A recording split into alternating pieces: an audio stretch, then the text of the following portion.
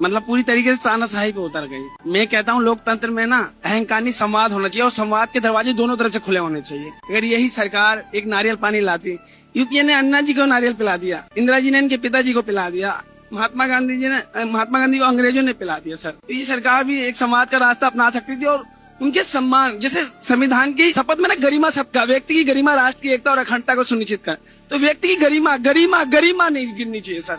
व्यक्ति बैठा था 20 दिन से हंगर स्ट्राइक पे इस देश की लाचार शिक्षा व्यवस्था को लेके। वो क्या मांग रहा था? ये नहीं कह रहा था 200 गज का लुटेन दिल्ली में कोई प्लाट काट दीजिए, राज्यसभा की सीट दे दीजिए या मोदी मंत्रिमंडल में कोई पद दे दीजिए। वही कह रहा था इस लाचार शिक्षा व्यवस्था को दुरुस्त कीजिए और जिम्मेदारी तय कीजिए, इस्तीफा दीजिए। कोई बड़ी मांग नहीं थी। जिस तरीके से नए नवेले दिल्ली पुलिस कमिश्नर अनुराग कुमार जी आए और उन्होंने एक पुलिसिया डंडे और जूते से एक खूबसूरत लोकतंत्र को कुचलने की जो कोशिश करी, उसके वो बधाई के पात्र है। आज मुगेम्बो बहुत खुश होगा, उनके दरबार में उनको 100 नंबर मिले।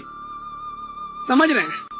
जब आदमी हताश और निराश हो जाता ना, तो नीरज की एक लाइन कह रहा हूँ सर। सपन जड़े फूल से, मीत चुबे सूल से, लुट गया सिंगार सभी बाग के बबूल से, हम खड़े खड़े बाहर देखते रहे, कारवां गुजर गया गुबार देखते रहे, नींद भी खुली न थी, आए धूप डल गई, पाँव भी उठे न सकी, जिंदगी फिसल गई, पात पात झड़ गए, साग साग जल गई, चाहत तो निकल सकी न पर उम्र निकल गई। समझिए सर इस दर्द को, इस तड़प को। लोकतंत्र में असहमति रखना कोई अपराध नहीं है। भारतीय संविधान तथा लोकतांत्रिक व्यवस्था में हमें अभिव्यक्ति का मौलिक अधिकार है। ये लोकतंत्र सिमटते जा रहा है, उसको अपमानित करना।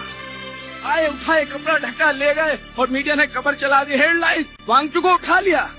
आतंकवादी था, बदमाश था, गुंडा था, क्या था? इस देश का महान पर्यावरण एक्टिविस्ट था, शिक्षाविद था, दुनिया का सम्मान नागरिक था। कितना आविष्कार किए भारतीय सेना के लिए, देश के लिए। महान साइंटिस्ट था, उठा लिया। हमने स्कूल और किताबों का ज्ञान नहीं है हमारे पास, जो बोल रहे हैं वो जीवन से जुड़ा हुआ है।